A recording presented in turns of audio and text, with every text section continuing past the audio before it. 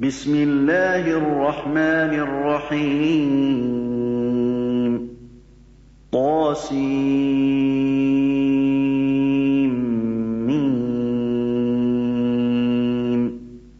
تلك آيات الكتاب المبين لعلك باخع أعوذ نفسك بالله من الشيطان الرجيم. بسم الله الرحمن الرحيم.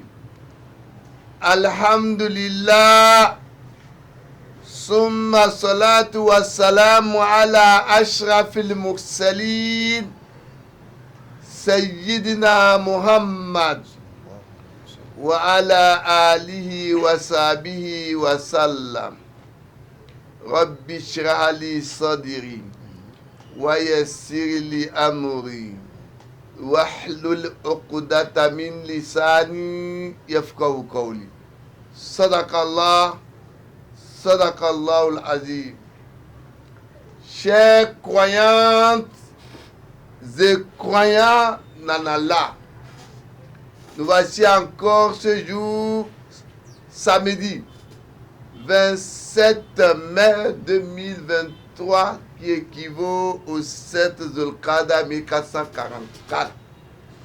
Une fois encore avec notre essai d'interprétation des versets du Coran. Essai parce qu'aujourd'hui, avec le choix des mots, certains interprètent le Coran pour satisfaire leur goût. Certains partisans de certaines écoles essaient d'interpréter les versets du Coran pour satisfaire leur orientation. Mais Allah dit, c'est celui qui a révélé le Coran.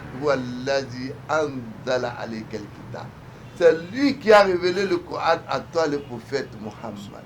Minhu ayatu mukamatuhunna ummul kitab wa ugharu mutashabiha.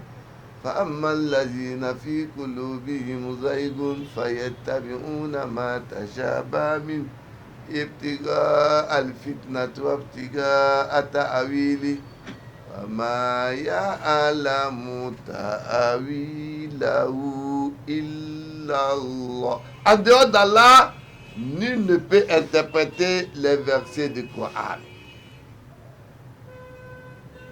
Chers croyantes et croyants en Dieu, le samedi passé, nous avons commencé un autre chapitre du Coran appelé Surat al-Naml, le fourmi. Nous avons dit que dans cette sourate, Allah subhanahu wa ta'ala a commencé cette sourate avec encore des lettres énigmatiques arabes de l'alphabet arabe. Nous avons eu à dire que les lettres arabes ont des valeurs numériques. En plus du fait que les lettres arabes sont plus riches que les autres, la plupart, à cause de leur nombre de 28, Allah a commencé cette sourate avec la lettre Ta et Ha. Seul Allah sait le signe ou l'interprétation de ces deux lettres-là. Tor, Ha, Tor. Torsin plutôt. Torsin, Sin. Tor qui a une valeur numérique de 9 et Sin qui a une valeur numérique de 60. Certains utilisent ces noms pour d'autres fins. Notre essai n'est pas de rentrer dans leur intention.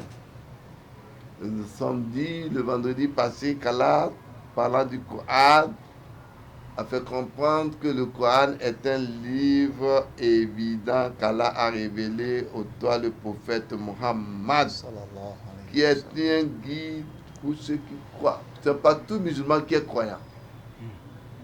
Tout musulman n'est pas croyant. La caractéristique des vrais croyants,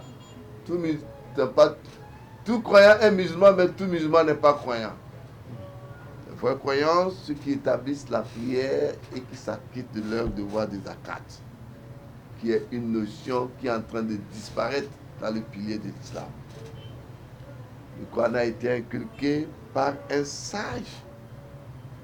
Allah parlant de Gabriel. C'est pourquoi nous disons que nous ne sommes pas d'avis au 8e siècle des Mu'tazilites qui pensent que le Coran devait évoluer comme les autres livres.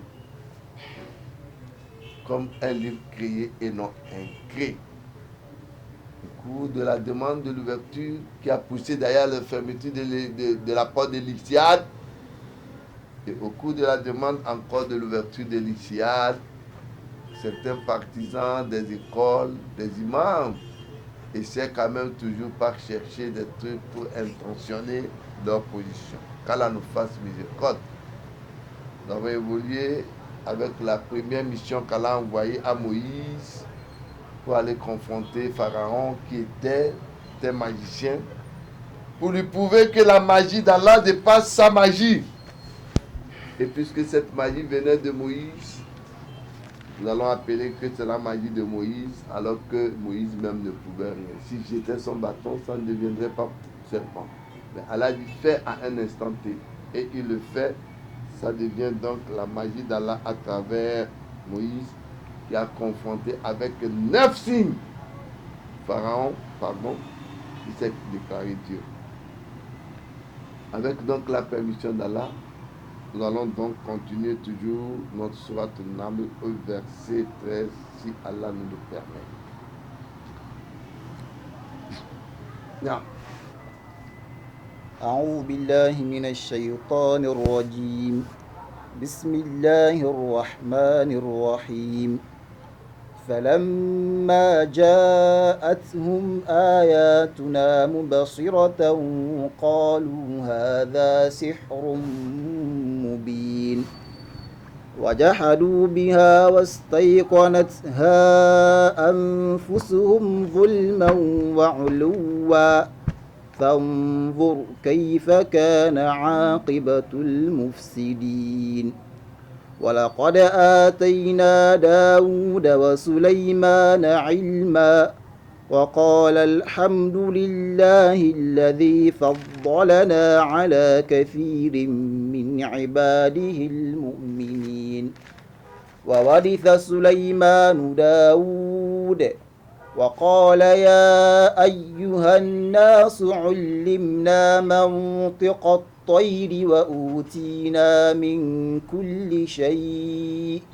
إن هذا لهو الفضل المبين وحشر لسليمان جنوده من الجن والإنس والطير فهم يوزعون حتى إذا أتوا على واد النمل قالت نملة يا أيها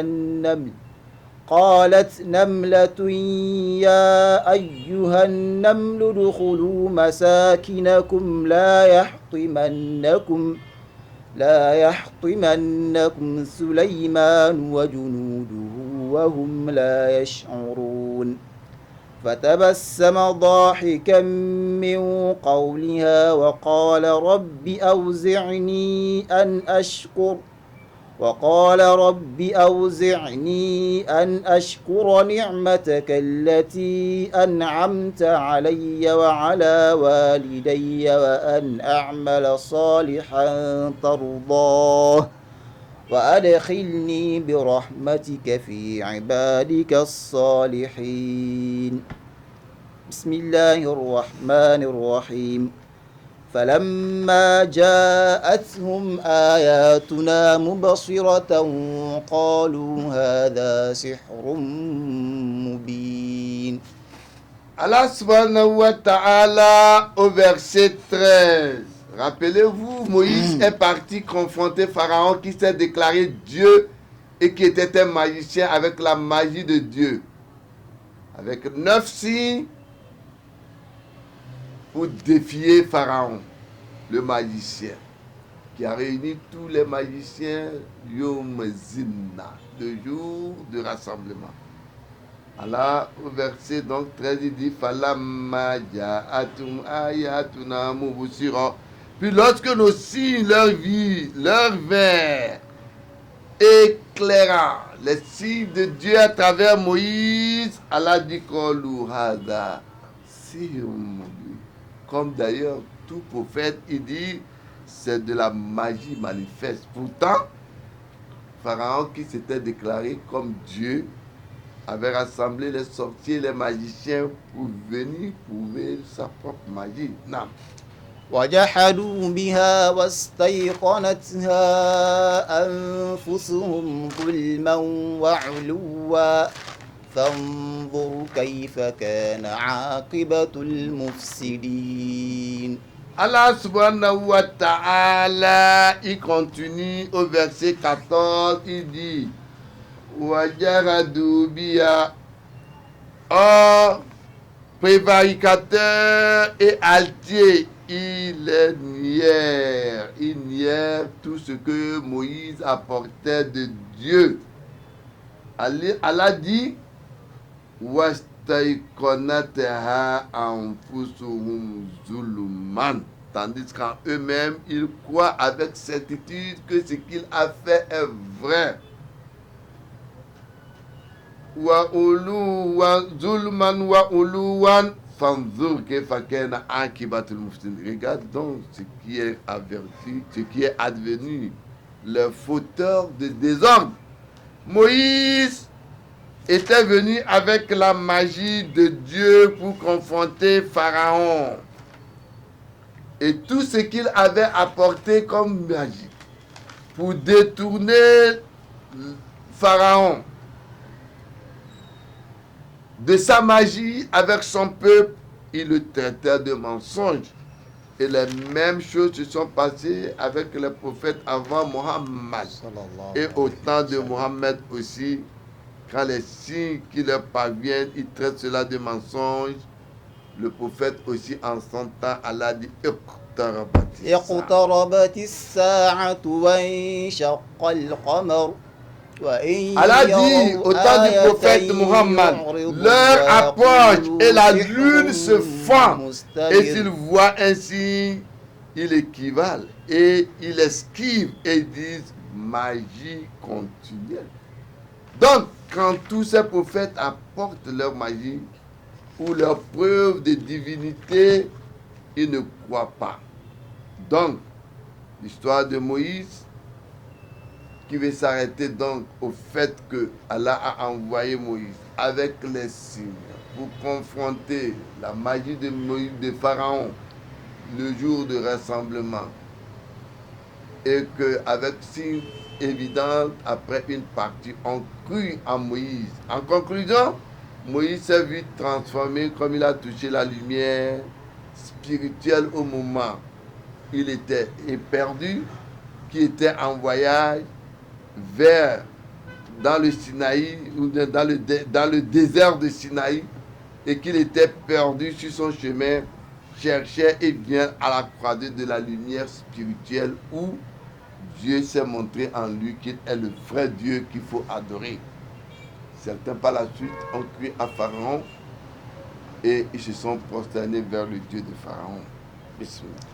ولقد آتينا داود وسليمان علما وقال الحمد لله الذي فضلنا على كثير من عباده المؤمنين. Allah commence encore l'histoire de deux grands prophètes. Allah dit وَلَقَدْ آتَيْنَا دَاوُودَ وَسُلَيْمَانَ عِلْمًا. Et très certainement, nous avons apporté de la science à Daoud. Daoud est David et à Suleiman qui est Salomon. Allah leur a donné la science. Et Allah dit, les deux, وَقَالَ الْحَمْدُ لِلَّهِ الذي فضلنا على كثير من عباده المؤمنين. Quand Allah fait une grâce, faveur à des gens qui croient en Dieu, ils le reconnaissent. Qu'est-ce que les deux disent? Les deux disent louange à Dieu qui nous a donné excellence sur beaucoup de ses esclaves croyants. Les deux prophètes, Ils étaient des prophètes de Dieu, mais Allah leur avait donné de la science, de la jurisprudence, de jugement. Mais dans leur jugement, la perfection n'étant que pour Dieu, Daoud faisait des erreurs que Suleiman corrigeait, que nous allons voir tout à l'heure. Non. وورث سليمان داود وقال يا أيها الناس علمنا منطق الطير وأوتينا من كل شيء إن هذا لهو الفضل المبين. Allah subhanahu wa ta'ala, il nous dit Wawarisa Suleiman Daoud. Le prophète Suleiman ou Salomon hérita de David, qui est Daoud. Qu'est-ce qu'il a hérité de lui?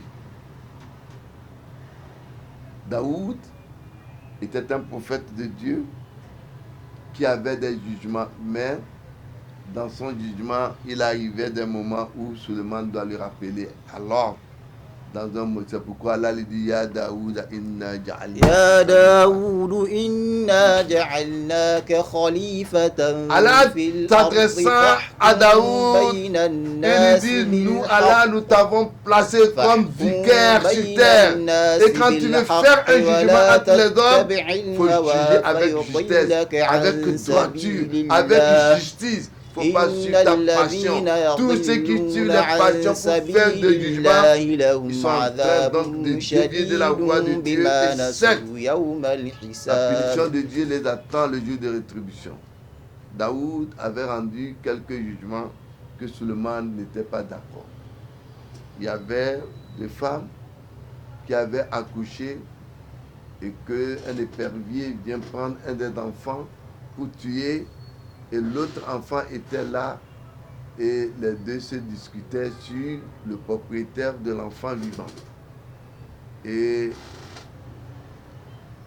la première disait que l'enfant qui vivait, qui était resté vivant, était son enfant. L'autre aussi disait que c'était son enfant. Et vous savez, dans ce genre de situation, celui qui avait plus de force, de parler de celui-là qui avait plus de langue, qui criait, n'était pas en réalité la propriétaire de l'enfant. Daoud, dans son jugement, était erroné. Elle faisait la pluie, le beau temps pour dire que l'enfant qui était vivant était mon enfant. Et Suleiman a dit à Daoud qui voulait remettre l'enfant à celle qui n'est pas la vraie propriétaire, avait fait un jugement plus rationnel pour connaître le vrai propriétaire de l'enfant. Il dit de lui amener un couteau, on va tuer le vivant en 2 morceaux et on va vous les partager. Vous savez que la vraie propriétaire ne pouvait pas accepter qu'on tue son enfant. Elle a dit, si c'est comme ça, remettez-lui. Et c'est là que Salomon lui a dit que la vraie propriétaire est celle-là. ففهمناها سليمان Suleiman a fait comprendre à Daoud. وكلا آتينا حكما Et Allah وعلما. leur avait donné la sagesse. Et comment donc faire des jugements. Donc, Allah dit, Salomon, Suleiman, hérita de David, et dit, oh les gens, on nous a appris le parler aux oiseaux. Et voilà, Allah dit que tous les êtres que Dieu a créés, ils ont leur propre langage. Les oiseaux et de toutes choses, on nous a donné, voilà bien là vraiment la grâce évidente. Suleiman avait la compréhension de la langue des oiseaux. Vous savez, les êtres que vous voyez ont leur manière de communiquer entre eux. Mais ils ont leur manière par la sensation qu'ils se comprennent, que nous les hommes, nous ne pouvons pas comprendre. Mais quand le temps va arriver, Allah dit wa iza waqa'at alayhim al-qawl أخرجنا وإذا وقع القول عليهم Quand le temps va أخرجنا arriver, لهم دابة c'est les من êtres que vous voyez là, les animaux, تكلمهم qui أن viendront الناس parler aux كانوا hommes que les بآياتنا لا hommes ne respectent plus la voix de يوقنون. Dieu. Et Suleiman comprenait le langage des oiseaux et il les utilisait. Bismillah. وحشر لسليمان جنوده من الجن والإنس والطير فهم يوزعون. Allah dit وَحُشِرَ لِسُلَيْمَانَ جُنُودُهُ مِنَ الْجِنِّ وَالْإِنسِ وَالطَّيْرِ فَهُمْ يُوزَعُونَ. Allah a fait rassembler et fit rassembler pour Suleiman ses armées. Allah lui a donné les armées. Qui sont ces armées? Parmi eux, ce sont les djinns, les hommes et les oiseaux. Puis tous furent rangés. Allah les a rangés pour lui. Vous savez, il y a des êtres aujourd'hui qui marchent et qui utilisent, qui travaillent avec les djinns, qui communiquent avec les djinns, qui envoient les djinns à faire des travaux. Et vous, les hommes simples, vous ne savez pas, vous ne les comprenez pas, vous ne les voyez pas. Mais c'est des êtres qu'Allah a créés, qui vous voient, vous autres, qui communiquent et qui peuvent parler dans la bouche des êtres humains pour faire soit du bien ou du mal. Et dans la plupart des questions, ces djinns-là, minhumul mu'minun, dans Suratul Djinn, Allah dit وأنا منا المؤمنون ومنا دون oui, il y a parmi ذلك. eux ces djinns, ceux qui croient vraiment en Dieu. Mais les gens mal intentionnés essaient d'envoyer les djinns pour aller faire ce qu'ils veulent, de bien ou de mauvais. Ils ont une manière de communiquer entre eux. Et ces djinns-là, vous pouvez à travers même des gens communiquer aussi avec eux. Vous allez voir parler, vous leur lancez n'importe quelle langue, ils vous entendent, ils vous répondent dans la bouche d'un individu physiquement que vous voyez, qui n'est pas réellement en ce temps la personne. Et Allah dit, et furent rassemblés pour Salman ses armées. Parmi ces armées, il y avait des djinns et d'hommes et d'oiseaux, pour tout furent rangés pour lui. Il les utilisait, mais à bon échéance. Non. حتى إذا أتوا على واد النمل قالت نملة يا أيها النمل ادخلوا مساكنكم قالت يا أيها النمل ادخلوا مساكنكم لا يحطمنكم سليمان وجنوده وهم لا يشعرون. Allah dit Hatta iza atahu ala wadi namli qalati namlatun ya ayyuhan namlu dukhulu masakinakum la yahtimannakum Sulayman wa junuduhu wa hum la yash'urun. Allah a fait ranger l'armée de Sulayman, composée des hommes, des djinns et des oiseaux. Puis quand ils vinrent à la vallée des fournis, une fournie dit: oh les fournis, entrez dans vos demeures afin qu'inconsciemment Salomon et ses armées ne vous écrasent pas sous leurs pieds. Vous savez, des êtres comme des fournis, quand vous les voyez, ils sont organisés avec leur vie. Quand vous les voyez dans des maisons, quelque part, ils sont bien organisés. Vous voyez, ils font des navettes, ils se communiquent. C'est des êtres que Dieu a créés, qui, en réalité, nous autres ne nous voient pas. Mais nous les voyons, si nous voulons, on peut les écraser, nous pouvons marcher sur eux, on peut utiliser. Ces fournis sont des êtres qui sont organisés à leur manière. Une fournie dit aux autres, l'armée de Pharaon. Cette armée de Salman, qui est composée à la fois des oiseaux, des djinns et des hommes, peut venir distribuer. Et il peut venir donc détruire leur existence. Ces armées peuvent venir les écraser facilement. Il leur dit cela. C'est une interprétation qui est allée plus loin pour dire que cela ne s'arrêtait pas seulement à la vie des fournis, mais des groupes de djinns ou d'individus qui sont groupés quelque part que l'œil physique ne pouvait pas voir.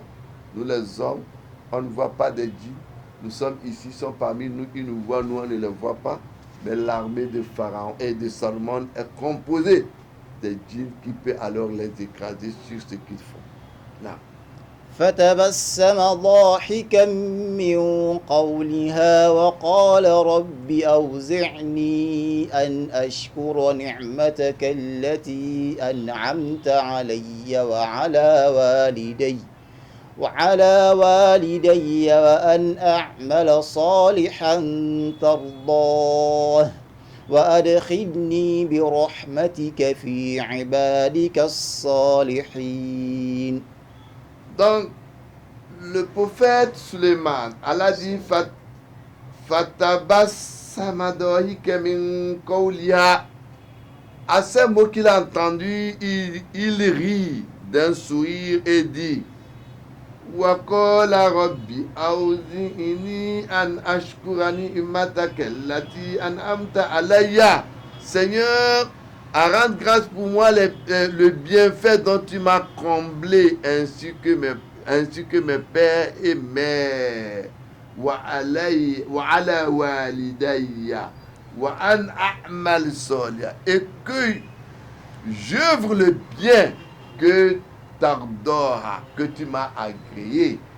Wa adkhilni bi rahmatika fi ibadika salihin, et fais-moi entrer par ta miséricorde parmi les gens de bien de tes esclaves ou de tes serviteurs. Ça veut dire quoi? Le prophète, étant un prophète de Dieu, avait la possibilité de manipuler les oiseaux, les djinns et tous ces êtres créés par Dieu. Il comprenait leur langage et il les utilisait à bon escient. Mais il a encore demandé à Dieu de faire de telle sorte qu'une grâce pour que lui, il les utilise bien, en bien. Il y en a qui sont avec des djinns, qui les utilisent pour faire de mauvaises choses. Et c'est pourquoi aujourd'hui, beaucoup de malades sont malades par d'ordre de la médecine traditionnelle, mais ils ont des maladies accompagnées par le mal des djinns, et qu'aujourd'hui, seul par des moyens spirituels de Ruqya peut faire guérir ces gens-là. C'est sur ce verset que notre tafsir de ce jour va s'arrêter. Ce que nous avons dit de bien vient d'Allah. Les manquements sont nos imperfections. Qu'Allah nous fasse connaître sa science religieuse. Ada wassalamu alaikum wa rahmatullahi wa barakatuh. إنهم يقولون ما لا يفعلون إلا الذين آمنوا وعملوا الصالحات وذكروا الله كثيرا وانتصروا من بعد ما ظلموا وسيعلم الذين ظلموا أي منقلب ينقلبون